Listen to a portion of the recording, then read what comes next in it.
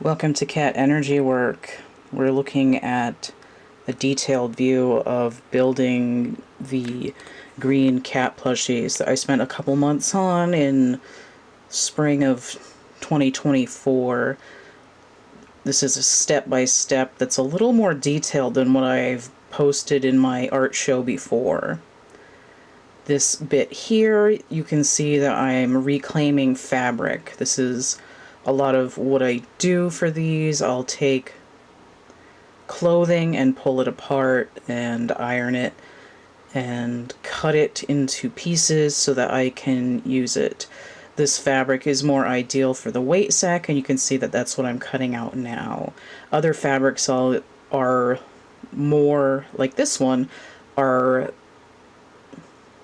more inclined to be for the outside. I can't say that any better right now. My words are not wording. I've got some pinned notches, darts, whatever you want to call them, and they're so tiny that they do have to be hand sewn. So that's what I'm doing here. This is my floral fabric that I got from some children's leggings. It's like a fleece, but stretchy. And then after sewing it, I am tying off the threads. So I sewed the notches, and then I pinned the panels together, and then I sewed it, and then I trimmed the threads, and now I'm trimming the seams. And you can see here finally some of this Nigerian print fabric. I call it green because that's the most dominant color for me. I'm just throwing out the little pieces in my trash bag. My ironing board is a towel. It's the easiest ironing board you can possibly have, is a towel on a flat surface.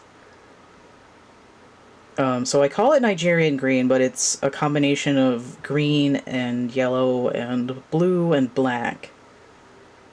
It's a really nice fabric, which I'm like 90% sure is cotton. So this is another rescued fabric. The green print fabric here is new, but that purple stuff was reclaimed from a sheet. Cotton type sheet.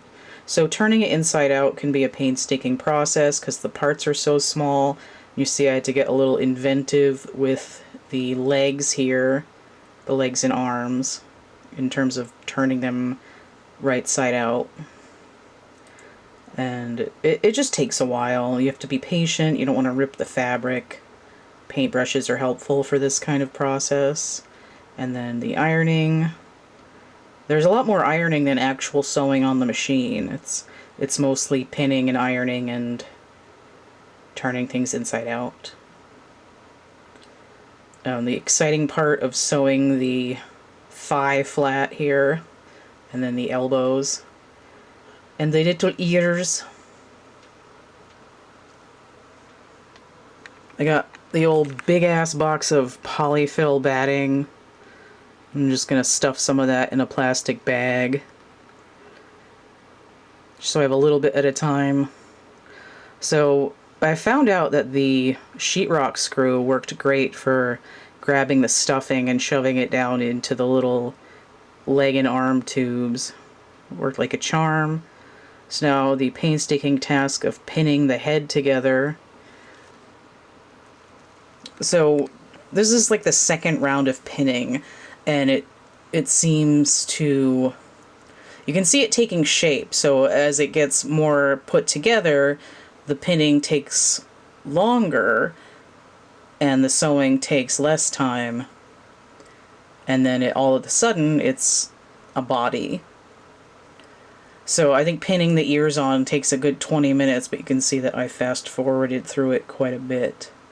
And then just calculating where the leg placement needs to be, making sure they're the same length. This is another good 15 minutes of pinning and arranging. And it's just to show how much work actually goes into it. This is very much the quick version, and I've cut the process down in between parts. Not only that, and sped it up. So here I am sewing the head together. And these each of these takes about 5 hours to make. The ones with more complex accessories take longer, and that's not including the boxes. I made the boxes separately, and they're not actually in this video because I did that as an afterthought.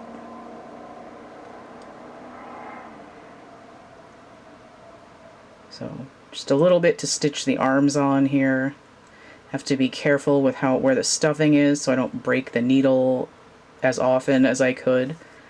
So the boxes took me a few days to make because I made like 20 of them.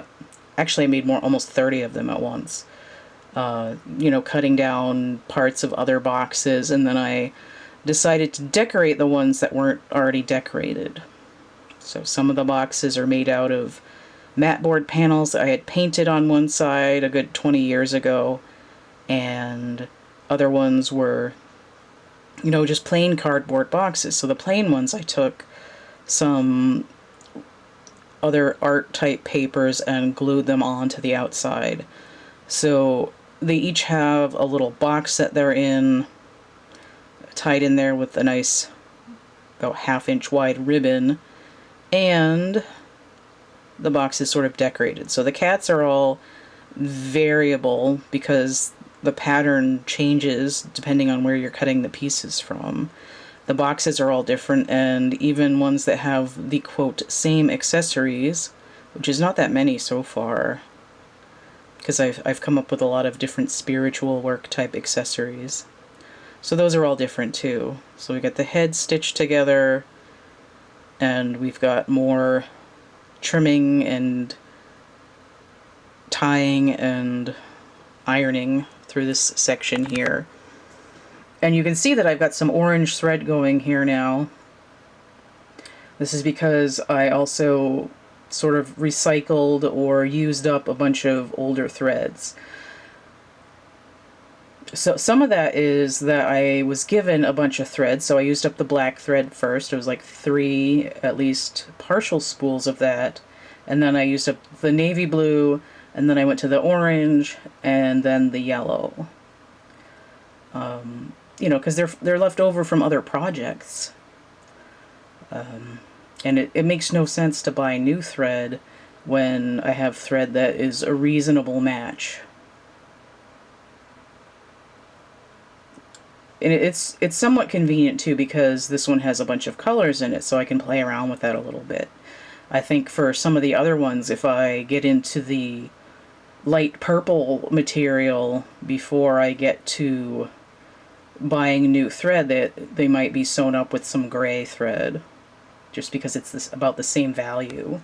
So this is what I'm doing. I'm trying to have supplies on a zero budget, and also use that as sort of a standard of being more creative and using up resources. So this couple yards of this print fabric here for this big batch of plushies, which is why there's so many of them. And then other batches come from skirts and pants and vests and things like that. And I had cut the pattern pieces out for about 100 of these, and then I picked up a little bit more interesting fabric that I haven't cut up yet. And here I am poking out the little eye holes for the plastic eyes. You can see that this cat now is almost done. It's very, very much cat-shaped at this point. The clear eyeballs, as opposed to the other ones with color. Stuffing of the head a little bit. This is how I anchor the whiskers. I've got a little sequin in here that I'm tying the fishing line to. And this was after figuring out that I didn't want the whiskers to slide through if you pulled on them. I had originally knotted them in the center and just tried to make a bunch of knots, but once I figured out that I had a bunch of sequins lying around, the sequin is a lot bigger, so it made it easier. And this is why you'll see that some of them have slightly crooked whiskers. It's an artifact of making sure that the whiskers don't slide out of the head, you know, while using what materials are available. This is my wicked smart system of using 2 different threaded needles so that I can go from the front of the head to the back. So I finished one from the side to the back, and now I'm poking the fluff in to do the other one. So they meet in the back, so you'll see that the top stitching, as it were, and the knots are a little bit hidden. So here's the weight sack. You can see that I've put some lentils in there to fill up the extra space around whatever crystals or glass things I've put in there. And I'm just cinching the top together so the stuff doesn't fall out. So you can see this is part of that green grid print shirt that I was cutting up at the beginning of the video. Most of the other ones were that purple sheet fabric. And just really cramming the body full of stuffing after tying up that weight sack, because the weight sack's going to go in the butt there. It helps keep them, you know, anchored while they're sitting, and it gives a place to hide some potent crystal energy. So I've got my little circle butt flap there that I stitched to the front of the body, and now I'm going to tie it off just like I did with the neck. And you can see this one, I was using the orange thread. So it tells me, it gives me an idea of where in the process this was. Because, you know, part way through, I think I was still sewing their butts on with the blue, the navy blue thread. Or maybe even the black thread. And then sort of in the middle here, I'm using up the orange thread. There's like 2 different spools of orange thread. And then at the very end, I'm tying them all off with the sort of goldenrod yellow thread that matches the spots of yellow in the cat themselves. So now sewing the flaps, the neck and the butt on, it's a good 20 minutes each. So I was writing out the little tag with my signature and the date and the number and name of the cat, with the paintbrush in there to keep it from getting too tight. And I came up with the brilliant idea of just looping their adoption card on so that it doesn't get lost in the process. You can see that as an older style of adoption card, and I've changed all those since I recorded this video, before I boxed them all up and took pictures. And I'm just attaching the accessory with fishing line. They can easily be cut off. Just snip the fishing line knot and you can move that accessory however you want. It might make it easier to rattle that turtle shell rattle so you can hear the little tiny chip crystals inside it. And then you see the full cat all finished. So this was a whole production just so that you could see the process of making these in a little bit more detail. You can see the particular green Nigerian origin fabric on my Etsy shop right now. I've pulled all of the other fabrics off of Etsy until I have them in their groups, so all of the blue viscose material will be relisted once I have all of the cats in that material and so on. So they will be in logical groupings from here on out, and you'll see them when they're ready.